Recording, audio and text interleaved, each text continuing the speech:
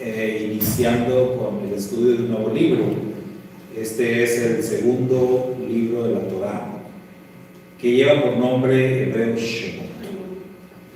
Shemot, que significa nombres.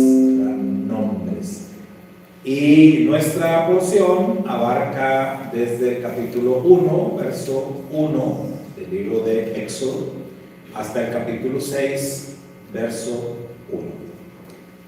Y bueno, hoy vamos a hablar de este tema que anunciábamos la noche de anoche y que tiene que ver con la hija del faraón.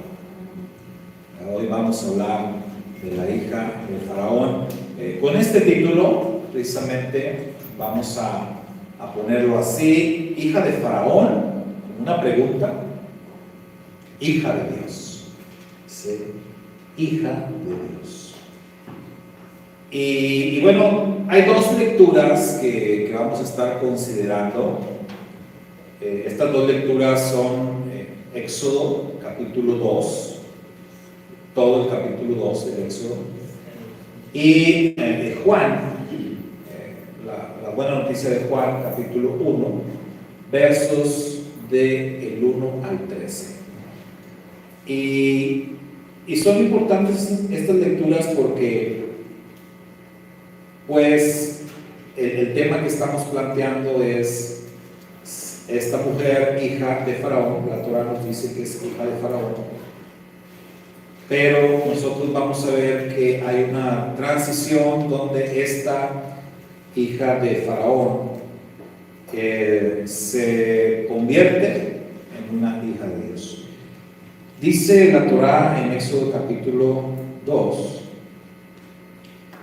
fue un hombre de la casa de Leví y desposó a una hija de la tribu de Leví. Se embarazó la mujer y dio a luz un hijo. Vio que él era bueno y lo tuvo escondido 3 meses, pero no pudo ocultarlo más. Entonces tomó para él un arca de juncos, la revocó con resina y con alquitrán, colocó en ella al niño y colocó el arca en el cañaveral junto a la orilla del río. Separó a su hermana de lejos para saber qué sería de él. Descendió la hija del faraón para lavarse en el río, mientras sus doncellas caminaban al lado del río.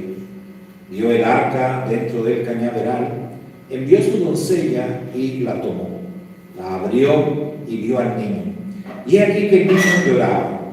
Se apiadó de él y dijo: de los niños de los Ibrim es este. Entonces dijo su hermana a la hija del faraón: ¿acaso iré y llamaré para ti una mujer nodriza de las hijas de Israel, a fin de que amamante para ti al niño? Y le dijo a ella, la hija del faraón: anda. Entonces fue la joven y llamó a la madre del niño. Le dijo a ella, la hija del faraón: lleva este niño y amamántalo para mí, que yo te daré tu paga. Tomó la mujer el niño y le dio de mamar. Se engrandeció el niño, lo trajo a la hija del faraón y fue para ella como un hijo, y llamó su nombre Moshe, diciendo: porque de las aguas lo saqué. Ocurrió en aquellos días que creció Moshe, salió a sus hermanos y vio sus cargas, y vio a un hombre egipcio que golpeando a un hombre ibrí de sus hermanos. Y miró para un lado y del otro y vio que no había nadie, entonces mató al egipcio y lo escondió en la arena. Salió en el día segundo y he aquí que 2 hombres hebreos estaban riñendo. Y dijo al malvado: ¿por qué golpeas a tu prójimo? Y le contestó: ¿quién te ha puesto por hombre, príncipe y juez sobre nosotros? ¿Acaso para matarme tú lo dices, como has matado al egipcio? Temió entonces Moshe y dijo: ciertamente se ha sabido el asunto. Oyó el faraón este hecho y buscó matar a Moshe. Entonces huyó Moshe de delante del faraón y habitó en la tierra de Midian y se sentó junto a un manantial. Amén. Hasta ahí vamos a leer y podemos darnos cuenta a través de esta lectura de cómo es que ocurrieron las cosas, cómo es que este niño terminó pues siendo hijo de la hija del faraón. Así dice la Torá, ¿verdad? Hijo de la hija del faraón. Y como pueden ustedes observar en todo momento en el texto, siempre la Torá se refiere a esta mujer como la hija del faraón. No tenemos un nombre allí, solamente la hija del faraón. Y bueno, en la lectura de Juan, capítulo 1, versos del 1 al 13, es una lectura muy conocida que nos habla acerca de su majestad Yeshua y que nos dice en esta lectura que Yeshua vino a este mundo. Ahí nos presenta a Yeshua como el verbo encarnado, como la palabra del Eterno que se hizo carne, la Torah viviente, podemos decirlo también así.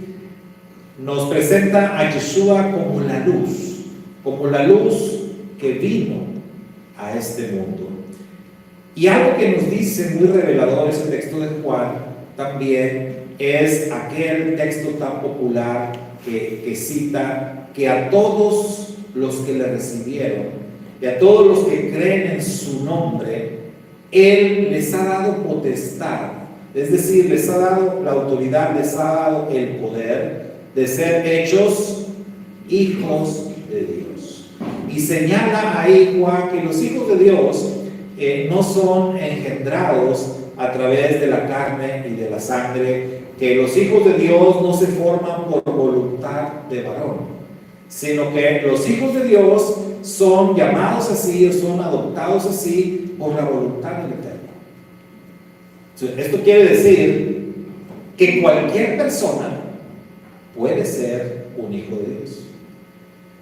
O sea que este título de ser un hijo de Dios no es exclusivo de cierto grupo, que no es exclusivo de ciertas personas, que no se adquiere por linaje, que no es a través del ADN, de la sangre, sino que cualquier persona puede alcanzar ese estatus de hijo de Dios. Entonces quise que tomáramos en consideración el texto de Juan, porque lo que vamos a ver es esa transición de cómo una mujer que en todo momento se enfatiza es hija del faraón, termina siendo una hija de Dios. Bueno, vamos a ver acá los aspectos a considerar. Ayúdenme a leerlos, hermanos, ¿qué es lo que vamos a considerar? ¿Qué se podría esperar de la hija de Faraón? ¿Cuál es la de la hija de Faraón? conclusión? Muy bien, entonces vamos con el contexto, ¿verdad? Vamos a ver primero el contexto de todo este asunto. Entonces, dentro del contexto, ¿qué es lo que tenemos? Bueno, el contexto, saben ustedes que siempre se divide en dos. El contexto inmediato, lo que tenemos ahí, ¿verdad? Cerquita, es decir, lo que nos dice la Escritura antes y después de lo que estamos hablando. Y el contexto remoto, es decir, ¿qué dicen otros textos de las Escrituras sobre este mismo asunto? Entonces, ¿cuál es el contexto inmediato? Bueno, el libro del Éxodo nos está hablando de que están los hijos de Israel en Egipto. Nos recuerda que descendieron los hijos de Israel en número. Por cierto, hay una cuestión ahí polémica que por ahí alguien me preguntó y podemos comentar lo siguiente, porque en el libro de Génesis, cuando nos dice cuántos descendieron de la tierra de Canaán a la tierra de Egipto, es decir, la familia de Jacob, ¿cuántos nos dice ahí, hermanos? 70, un total de 70 personas. Cuando pasamos al libro del Éxodo y nos vuelve a decir estos son los nombres de los hijos de Jacob que descendieron de Canaán a la tierra de Egipto, estos son los nombres por sus tribus, sus cabezas de tribus, y nos va diciendo, y luego nos da un total.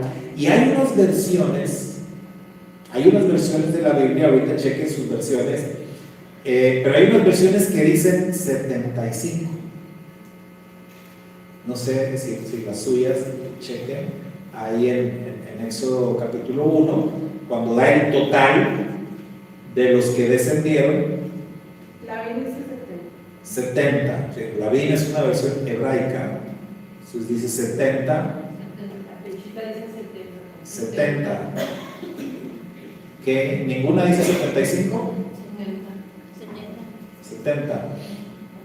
Bueno, hay versiones que dicen 75 y vamos a solamente comentar cuál es la razón, ¿verdad? ¿Por qué existe una versión? ¿La Kadosh dice 75? ¿Sí? Ok, bueno, ahí ya apareció una que sí dice 75. Para que vean que no estoy inventando, ¿verdad? Yo tengo la nueva traducción viviente, no es la nueva traducción viviente, es una versión hebraica que tengo en el celular también y que también dice 75. Bueno, la razón es porque en los rollos de Qumran, ¿saben eso de los rollos de Qumran? Sí. Se encontraron en el Mar Muerto no hace mucho. Bueno, esos rollos de Qumran vinieron a revolucionar toda la creencia en la Biblia, ¿sí? Porque a raíz de ese descubrimiento es que se hicieron nuevas traducciones de las Escrituras, como la NBI y muchas otras traducciones modernas, que se hicieron en base a lo que dicen los rollos de Qumran. En los rollos de Qumran dice 75, no dice 70. También en nuestros libros sagrados, en el libro de los Hechos, en el famoso sermón de Esteban, cuando él está hablando acerca de lo que ocurrió con el pueblo de Israel, y cuando Esteban toca ese tema de los que descendieron de Canaán a Egipto, Esteban también dice 75, no dice 70. Entonces hay ahí una discrepancia, aparente discrepancia, que es bueno mencionar, y es bueno mencionar también la explicación, ¿no? De por qué hay esa diferencia entre 70 y 75. Hay un detalle que sí nos dice la Torá en el libro de Bereshit, al final del libro de Génesis, en donde nos dice que Yosef murió a los 110 años, y cuando dice que Yosef murió a los 110 años, también la Torá nos dice que Yosef alcanzó a conocer a los hijos de sus hijos, incluso a los hijos de sus nietos. Ese detalle es importante. ¿Por qué? Porque explican los sabios, así se resuelve la discrepancia. El conteo o la cantidad que da Éxodo en algunas versiones está incluyendo ya a los descendientes de Yosef. O sea, los mete ya en el conteo. Acá son 70, acá son 75, porque ya está contando al total de los descendientes de Yosef, de los que habla el libro de Génesis. Entonces, asunto resuelto, no hay ningún problema, no se está contradiciendo la Torá, es simplemente que se hace un conteo distinto, porque acá, pues se supone que ya pasó un tiempo, o ya se tiene el dato preciso de quiénes fueron los hijos de los nietos de Yosef. Los incluyen ahí en ese conteo, y pues ahí tenemos, ¿no? Los 75, que son los mismos que menciona Esteban, ¿sí? Es decir, los que descendieron más los que nacieron un poquito después y que entraron en ese conteo, ¿sale? Entonces, para resolver ese asunto. Hechos 7:14, muy bien, ahí está el dato donde Esteban hace mención de esto, y también dice él que eran 75 almas, ¿no? 75 personas. Y bueno, para algunos puede ser irrelevante, pero pues es bueno conocer y tratar de resolver esos detalles. Muy bien, entonces en contexto tenemos que los hijos de Israel están ahí, que crecieron en gran número, y como crecieron mucho, hubo temor en el faraón, hubo temor en la corte, hubo temor entre los egipcios. Dijeron, este pueblo ya es muy numeroso, es más numeroso que nosotros. Si nos atacan enemigos y se llegan a aliar con ellos, pues nos van a destruir. ¿Qué hacemos? Vamos a someterlos, vamos a esclavizarlos.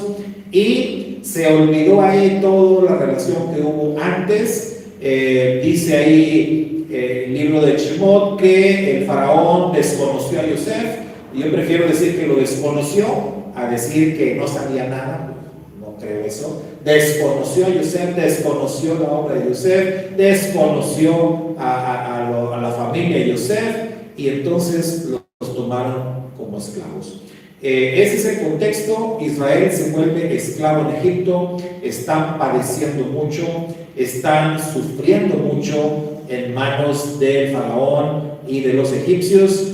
El faraón, tratando de detener el crecimiento de este pueblo, manda, él ordena asesinar a todos los niños varones que nacieran. Algo terrible, algo que trajo muchísimo sufrimiento al pueblo de Israel. Tanto así que de ahí viene una profecía que dice, habla de Raquel llorando a sus hijos, ¿verdad? A todos esos bebés que fueron asesinados, no solamente en Egipto.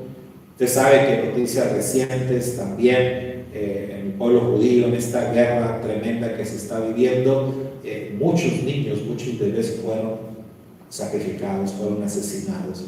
Y de ahí esa profecía antigua se sigue cumpliendo de Raquel, la matriarca Raquel, que llora a sus hijos, especialmente a esos pequeñitos que han sido asesinados solamente por el hecho de ser israelitas o de ser judíos, de ser parte del pueblo elegido. Ese es el contexto que tenemos. Podemos decir entonces que hay pues una confrontación terrible entre los egipcios y los israelitas. Podemos decir que el contexto es que egipcios e israelitas no son para nada amigos, ¿verdad? Sino que son dos pueblos enemigos viviendo en una misma tierra, un pueblo dominando, el otro sometido, bajo esclavitud, pero en una confrontación constante. Ese es el contexto de nuestro evento, ¿verdad? De lo que está pasando. Y entonces vamos a ver qué se podía esperar de la hija del faraón. ¿Ustedes qué esperarían de la hija del faraón? O sea, ya vimos el contexto, ¿no? ¿Qué se podía esperar de la hija del faraón? ¿Qué se podía esperar de la hija de un hombre que está ordenando el asesinato de bebés?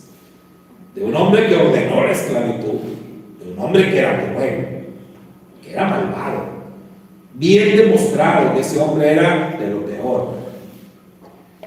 Entonces la pregunta es, ¿qué se podía esperar de la hija del faraón? ¿Ustedes qué pensarían? ¿Qué nos dice la lógica, no?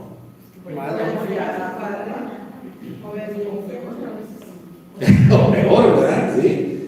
O sea, mínimo pues que fuera igual a su padre, o como dice el perro, o peor, porque a veces pues, sí, los hijos superan a los padres, a veces en el aspecto de bondad, de inteligencia, de guapura, qué sé yo, ¿no? Pero también en maldad. Cuando un hombre es malvado, a veces el hijo sale más malvado todavía. ¿Sí? ¿Se acuerdan por ahí uno que dijo, ¿cómo dijo el hijo de Salomón? Que se me fue la frase, ¿no?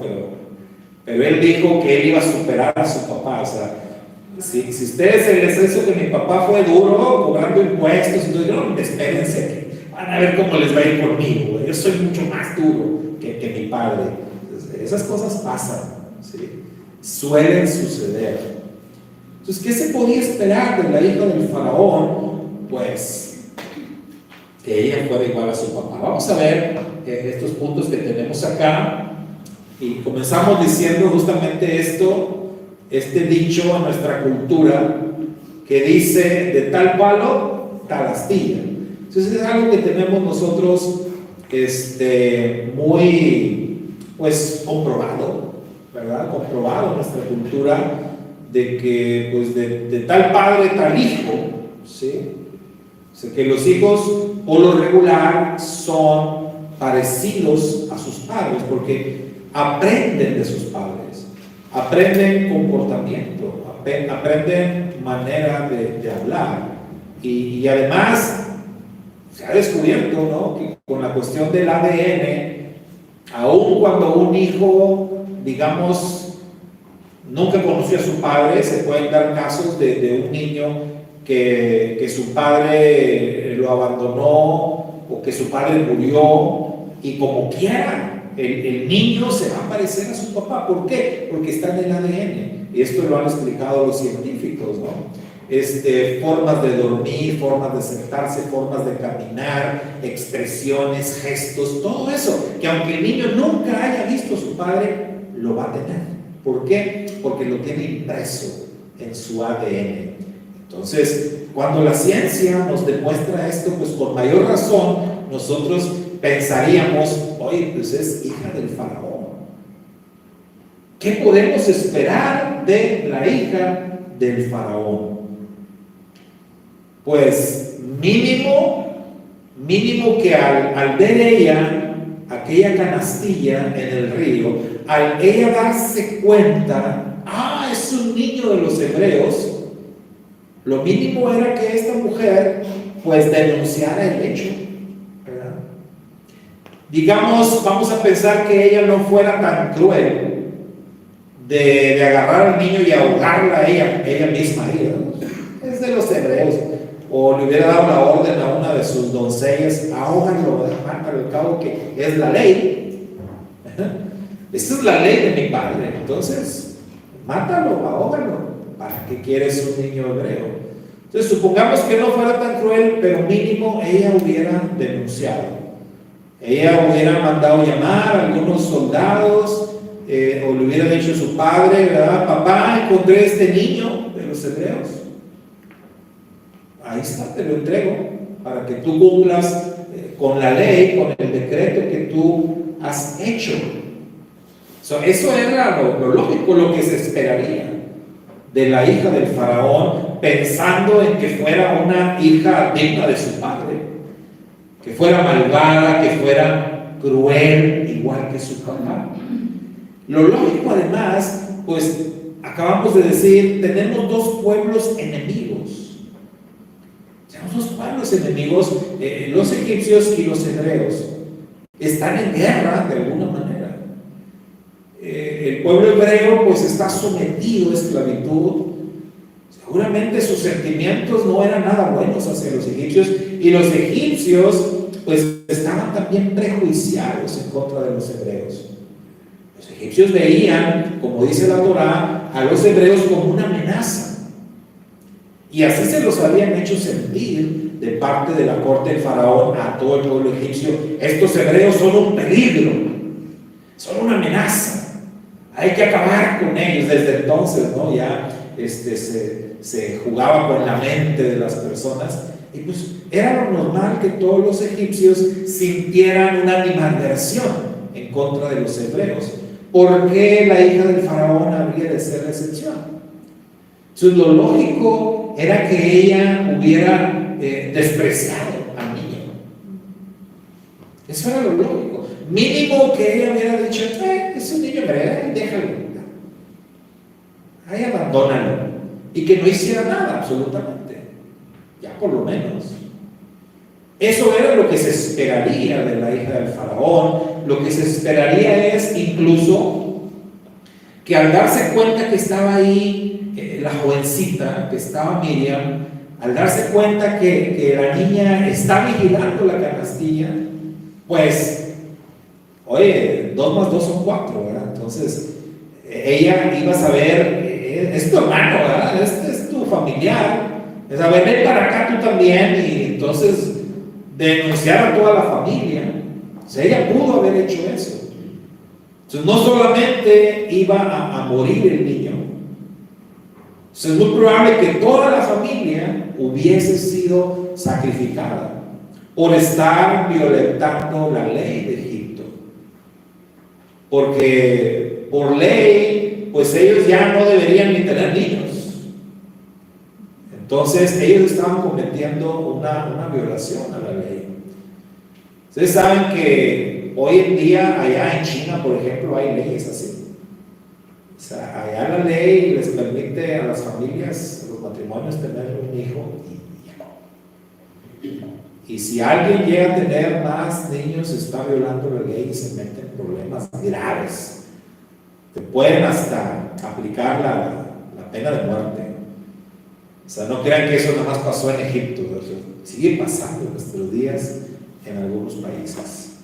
Entonces, eso es lo que hubiésemos esperado, eso es lo lógico que pudo haber hecho la hija del faraón, que de haberle preguntado a cualquier persona sin conocer la historia, oye, mira, este es el contexto, esta es la situación, y tenemos a la hija del faraón encontrándose un niño hebreo en una canastilla en un río. ¿Qué piensas tú que hizo? Cualquier persona diría esto. Seguramente debe haber hecho eso. ¿Quién iba a pensar que ella iba a actuar de una manera distinta? ¿Quién iba a pensar que ella actuó tal como dice la Torá que lo hizo?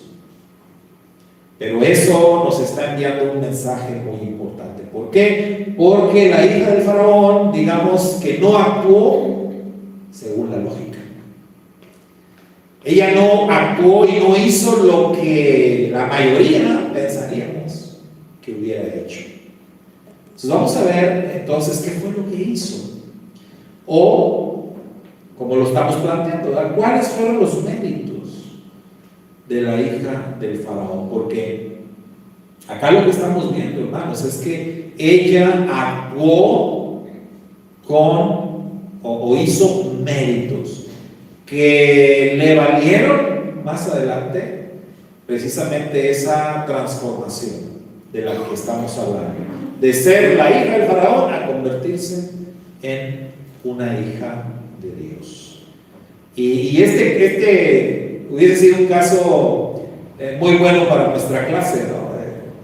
De evangelismo en tiempos de persecución. Entonces tómenlo ahí también como un caso más, ¿no? La hija del faraón. Entonces ella tuvo sus méritos y vamos a ver cuáles fueron esos méritos que tuvo esta mujer, que hasta ahorita en la Torá pues no tenemos un nombre, solamente la hija del faraón. Bien, en primer lugar, ella fue sensible. Esto hay que recalcarlo. El primer mérito que vemos en esta mujer llamada la hija del faraón es que ella actuó con sensibilidad. Hermano, ¿por qué es tan importante esto de la sensibilidad?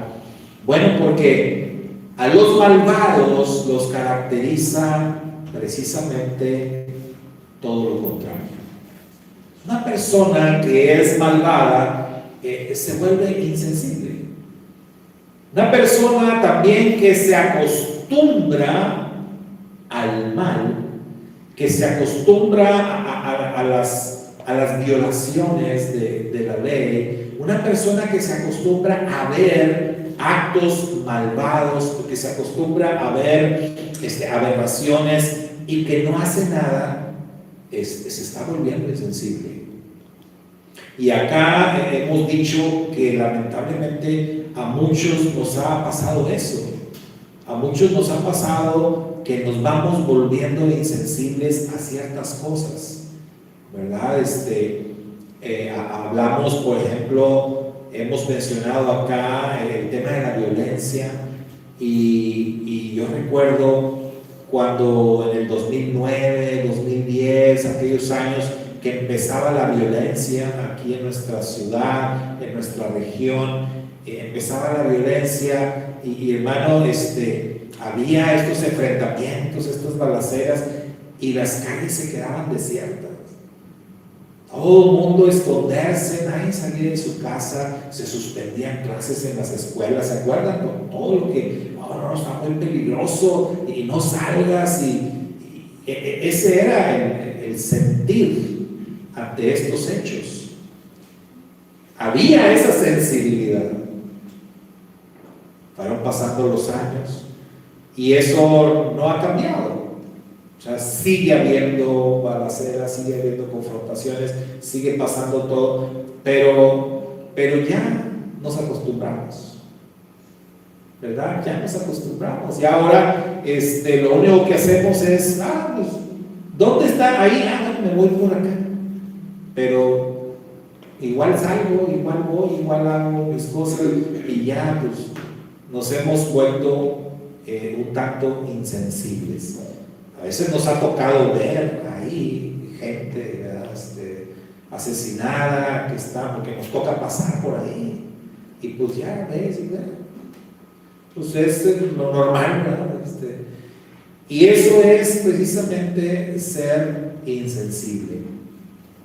Aún los que no somos malvados, pero esa insensibilidad nos va alcanzando.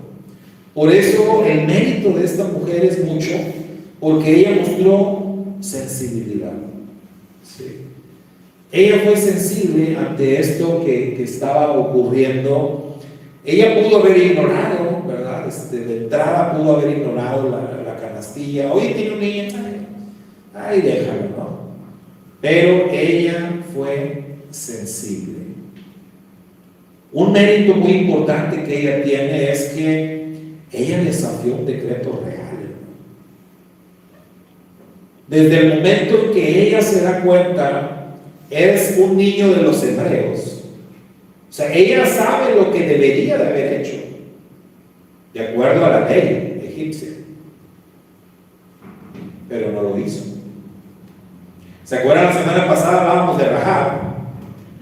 Y cuando Rahab descubrió los espías, ¿qué debió de haber hecho? Denunciarlos, mandar por el mensaje a la autoridad, aquí hay 2 espías, pero no lo hizo. También desafió la ley. En este caso, la hija del faraón está desafiando un decreto real. Y el asunto aquí es que su papá era el faraón. Entonces está desafiando a su padre. No solamente está cometiendo un desafío en contra de la ley de Egipto y en contra del principal ejecutivo que era el faraón, sino ella está desafiando a su propio padre. Porque ahí esto pasa también de ser una cuestión meramente legal a ser también algo que ya tiene que ver con lo moral, dirían los egipcios, ¿no? Es una falta moral también, está desafiando a su padre. Y no solamente eso, ella está desafiando también pues ese sentimiento nacionalista, ¿no?, de todo el pueblo egipcio. Estamos generalizando, pero sí, el sentir de los egipcios pues era odio, era animadversión contra los hebreos, pero ella está yendo en contra de todo eso. Ella está yendo en contra del odio, ella está yendo en contra de ese sentimiento nacionalista. En otras palabras, ella ni siquiera se está comportando como una egipcia. Ni siquiera se comporta, ya no hablemos de que era la hija del faraón, o sea, no se está comportando como una egipcia. Y es muy interesante el inicio del libro del Éxodo, porque podemos ver ahí varias mujeres que se convirtieron en una especie de heroínas, porque tenemos también a las parteras, que nos habla la Torá, que también desafiaron al faraón. O sea, fueron sabias, ellas hallaron la manera de hacer las cosas y tenemos mucho que aprender ahí, hermano. Porque hay situaciones que nos van a tocar vivir o que ya nos han tocado vivir a nosotros, en los que necesitamos desafiar ciertas leyes, necesitamos desafiar ciertas reglas y a veces no nos atrevemos porque no sabemos cómo hacerlo. Entonces, recordemos las palabras de nuestro Mashiach que dijo que tenemos que ser astutos. Las parteras, ellas fueron muy astutas, fueron muy listas, O sea, de tal manera que no arriesgaron ellas su vida de que pues las vamos a asesinar porque se están rebelando. No, ellas supieron manejar las cosas. ¡Ey, a ver, qué está pasando! ¿No? ¿Qué dijeron las parteras? Es que las mujeres hebreas son fuertes, ni nos necesitan. Entonces tienen a sus niños y para cuando uno llega, no, hombre, ya tuvieron a los niños, ya hasta a lo mejor lo escondieron. No nos damos cuenta. Pero realmente ellas estaban ayudando a las mujeres y ellas estaban pues desafiando la ley de Egipto también. Entonces por eso decimos que la hija del faraón, ya muy aparte de su, digamos, su estatus como princesa, ella ya se está comportando como hebrea, casi, ¿no? Como hebrea, mostrando empatía hacia este niño hebreo. Ella mostró compasión, ella mostró una sensibilidad muy, muy grande. Esto no era lástima. Hay versiones que dicen tuvo lástima. No tuvo lástima. Ella realmente mostró compasión, porque recuerden que la lástima es nada más una emoción, es un sentimiento. Una persona siente lástima y puede sentir lástima y no hacer nada. Pero el que tiene compasión es el que realmente hace algo, lleva a cabo una acción para tratar de ayudar, para tratar de solucionar el problema. Entonces ella mostró compasión hacia aquel niño hebreo. Entonces ella está actuando con sabiduría. Porque, hermanos, si ella hubiera desafiado abiertamente a su padre, alguien puede pensar, bueno, entonces ¿por qué no ayudó a más niños? ¿O por qué no? Oye, espérate, tampoco se va a arriesgar a que la mandaran matar. Porque aunque usted no lo crea, las leyes egipcias y las leyes de muchos países son así. Y ahí no va a valer de nada que sea la hija del faraón. Si está yendo en contra de un decreto real, esa mujer merecía la muerte. Si se enfrentaba a su padre, ustedes creen que el papá, mijita, sí, lo que tú quieras. No. Entonces ella está actuando con sabiduría. Y ella quizás lo que está pensando es, bueno, tengo esta oportunidad de al menos salvar a un niño hebreo, pues lo voy a hacer. Y ella ni se imaginaba a quién estaba salvando en ese momento. Entonces tenemos que ver todo este asunto en perspectiva, porque si sacamos a la hija del faraón de esta historia, hermano, ¿qué hubiera pasado? Nos quedamos sin Moisés.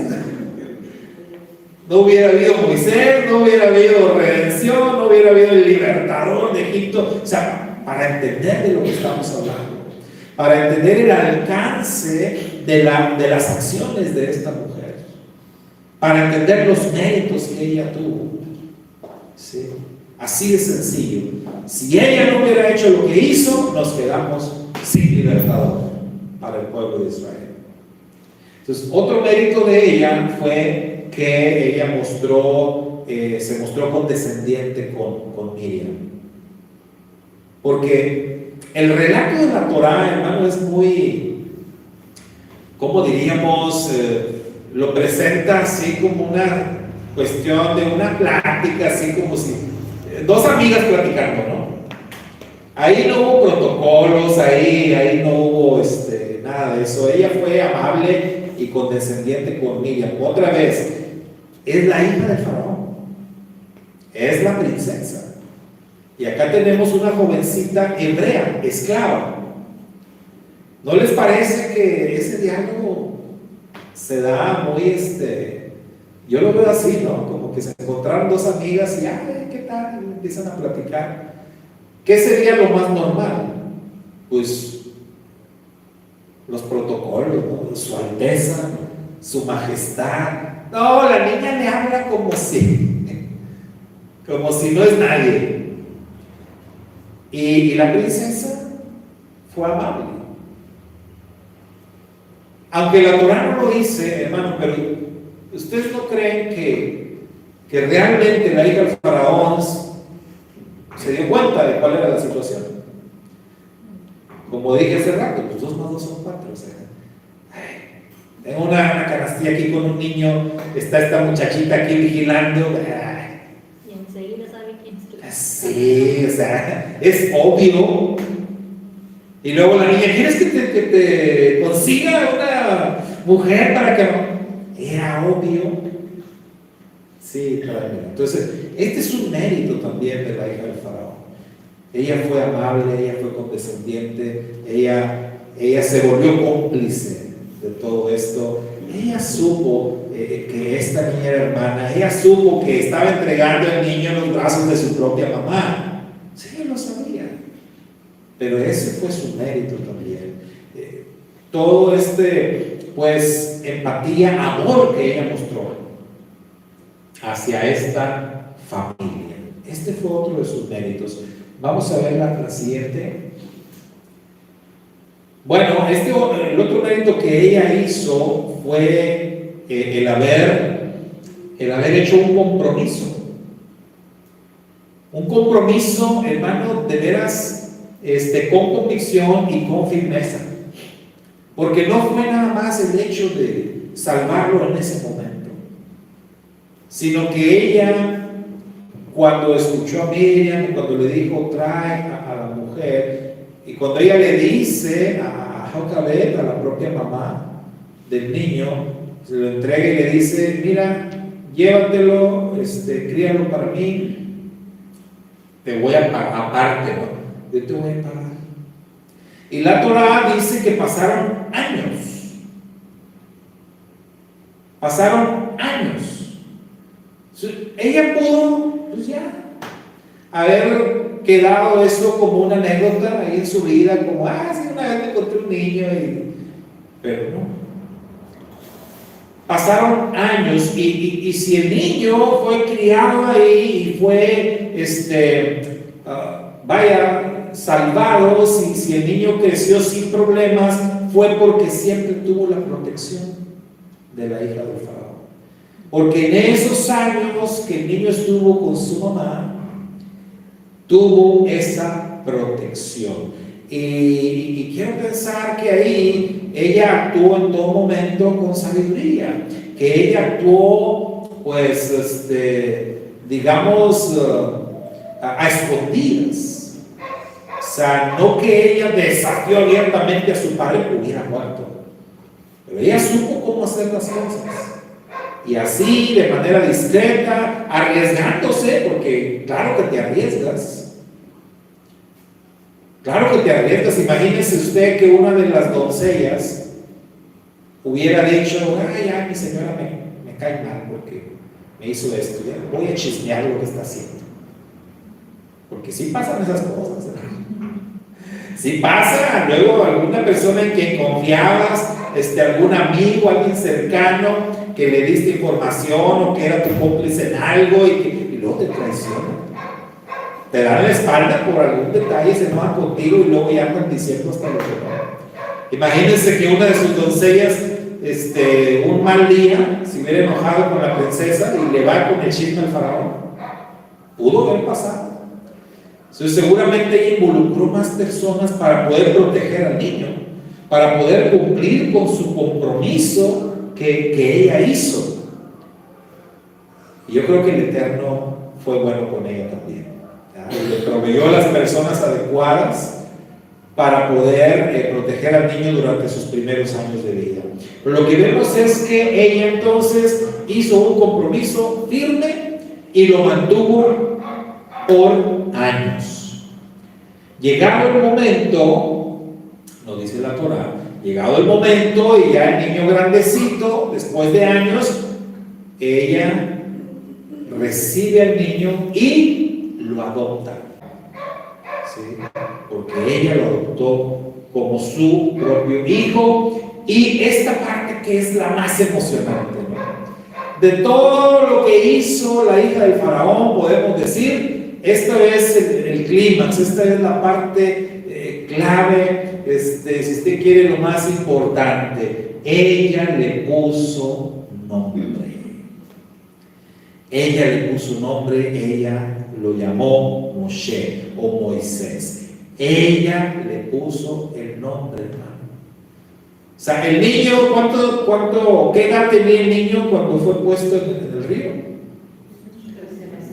Dice la Torá. 3 meses. 3 meses. ¿Tendría nombre ya a los 3 meses? Sí, o sea, hermano, eso es entre el pueblo hebreo, es de ley, ¿verdad? De ley que lo tienes que nombrar. Para el 8º día, el niño varón que va a ser circuncidado ya tiene que tener nombre. Ya. ¿Cuál sería el nombre? ¿Cómo lo habrán llamado sus padres?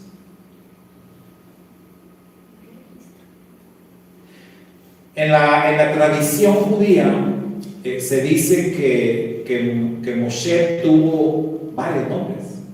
O sea, que fue conocido con varios nombres. Con 10. En la tradición. Pero la Torá se refiere a él con un solo nombre. Y ese nombre se lo puso ella. No se lo pusieron sus padres. Ese nombre se lo puso ella, la hija del faraón. Ella dijo, lo voy a llamar Moisés. Y sabía lo que quería decir. Moisés es un nombre egipcio, ¿no? Eso es lo interesante. Siempre lo relacionamos, ¿no? Porque como dice la Torá, lo voy a llamar Moisés porque de las aguas lo saqué, pero no es lo que quiere decir Moisés. O sea, sí lo conecta, pero no. Moisés es un nombre egipcio que, ¿saben qué quiere decir así literalmente? Hijo. Hijo, nada más. Porque esa terminación en el idioma egipcio es lo que significa. Como han escuchado Ramsés. Ramsés significa el hijo de Ra. Ra es el máximo dios de los egipcios. El faraón que se llamó Ramsés es el hijo de Ra. Pero esa terminación Ses es hijo, nada más. Entonces ella lo voy a llamar hijo, porque lo está adoptando. No es que signifique, porque de las aguas lo saqué, que así lo hemos aprendido, ¿no? Pero significa literalmente hijo, nada más. Y lo interesante es que ese nombre, el Eterno lo respetó. Porque, aunque ya dijimos que en la tradición judía Moisés fue conocido con diferentes nombres y que seguramente recibió un nombre de sus propios padres, pero el Eterno mismo, el Santo bendito sea, cuando Él se dirige a este varón, lo llama Moisés. No lo llama de otra manera.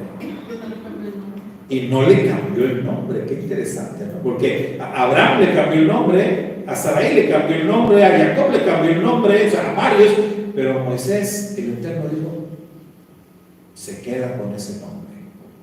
Vean el tamaño del mérito que tuvo esta mujer, que el Eterno mismo respetó eso y lo dejó así como estaba. Estamos hablando de un gran mérito que tuvo esta mujer. Vamos a ver la conclusión. Hasta aquí nosotros solamente sabemos que ella era la hija del faraón, ¿verdad? La Torá no nos da más datos sobre ella más que era la hija del faraón. Pero vamos a ver, ¿verdad? ¿Quién era ella entonces? Ciertamente en la Torá en ninguna parte se nos dice explícitamente quién era ella, pero hay un texto en el primer libro de las Crónicas, en el capítulo 4, en el verso 18, en donde allá se menciona a una hija del faraón y se le llama Batya, Que usted sabe que en hebreo bat es hija y ya pues es el vocablo del nombre de la Yud Hei Vav Hei. Entonces Batya o Batya significa hija de Hashem, la hija del Eterno o hija de Dios. Es lo que significa. Y los comentaristas de las escrituras, los sabios de la Torá desde la antigüedad, al tratar sobre este tema, ellos han conectado, ellos han relacionado y han identificado a esta mujer, a Batya, como la que salvó a Moisés, la que adoptó a Moisés. Entonces han hecho una conexión. Después de estudiar mucho sobre el tema, ellos llegaron a la conclusión que la hija del faraón, que es llamada Batya, que en el libro de las crónicas, ¿por qué aparece en el libro de las crónicas? Bueno, porque ahí se especifica que esta mujer, Batya, llegó a formar parte del pueblo elegido porque ella se casó con un israelita. Entonces, qué interesante, ¿no? Y yo decía al principio, esta mujer es hija de faraón, pero no se está comportando para nada como una egipcia, más bien se está comportando como si fuera una israelita.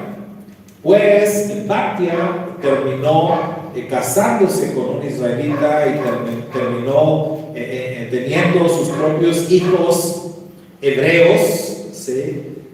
Y ella vino a formar parte del pueblo elegido. Y Batya pues significa la hija de Dios. Entonces, si tienen razón los estudiosos, los comentaristas, los sabios de Israel, de que esta Batya es la misma que adoptó a Moisés, hermano, pues qué tremendo, ¿no? Qué maravilloso.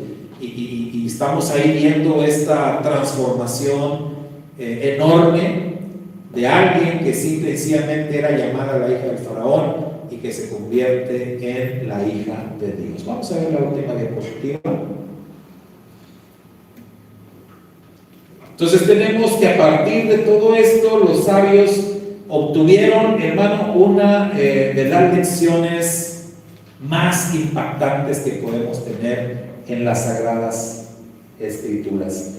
Ellos lo describen de esta manera, que el santo bendito sea, le dijo a esta mujer: Moshe no era tu hijo, sin embargo lo llamaste tu hijo. Tú no eres mi hija, pero yo te llamaré mi hija. Por el mérito, por lo que ella hizo. Vamos a decirlo así porque se lo ganó, ¿verdad? Y el Eterno la llamó mi hija. Es que tremendo, hermano. Esto nos debe de servir a nosotros de inspiración.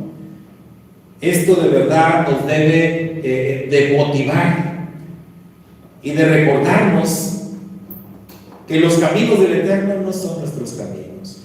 Y de recordarnos lo que alguna vez Su Majestad Yeshua le dijo a ciertos líderes religiosos. Yeshua les dijo: el Eterno puede proveerse de hijos, puede levantar hijos hasta de estas piedras. Entonces, si tú te ufanas mucho de que no, yo soy linaje de Abraham, yo soy un judío de pura cepa, y yo... No. Dijo Yeshua: el Eterno puede levantar hijos hasta de aquí debajo de las piedras.